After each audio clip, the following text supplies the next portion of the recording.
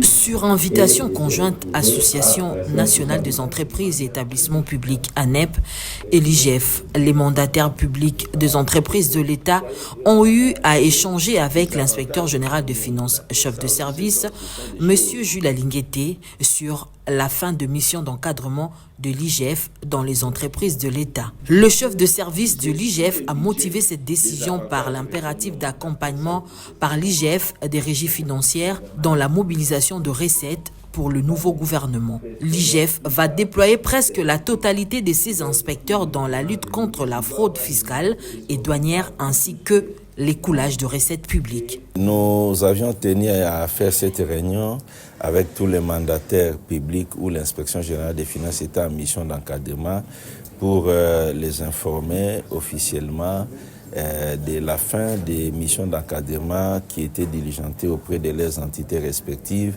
pour la simple raison que les inspecteurs des finances sont appelés à renforcer les dispositifs en rapport avec la mobilisation des recettes dans les régies financières de notre pays afin d'accompagner efficacement les nouveaux gouvernements qui vient de sortir.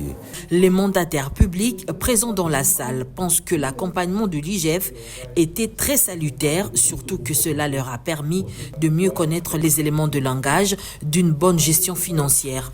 La plupart estiment que l'IGF avait un rôle d'un parapluie. Sa mission d'encadrement des recettes ont vraiment aidé les pays à devenir ce que nous sommes en train de vivre aujourd'hui, comme l'inspecteur chef de service l'a dit. Ça a été vraiment un vrai parapluie, comme les autres l'ont dit, et on espère qu'avec les recommandations, ça pourra toujours nous servir pour qu'on se justifie lorsqu'on a un petit peu de pression. Revenant sur les conseils que vous venez de nous prodiguer, monsieur l'inspecteur de l'IGF, je voudrais que vous puissiez être toujours ces parapluies. C'est pour éviter qu'on fasse un éternel recommencement. Monsieur l'inspecteur général de finances, Jules Alinguete, a devant ses mandataires insisté que ces entités publiques qui connaissent aujourd'hui un redressement ne doivent plus sombrer, mais plutôt à inviter ses hôtes à intérioriser la volonté politique du chef de l'État, Félix-Antoine Tshisekedi, celle d'implémenter la bonne gouvernance.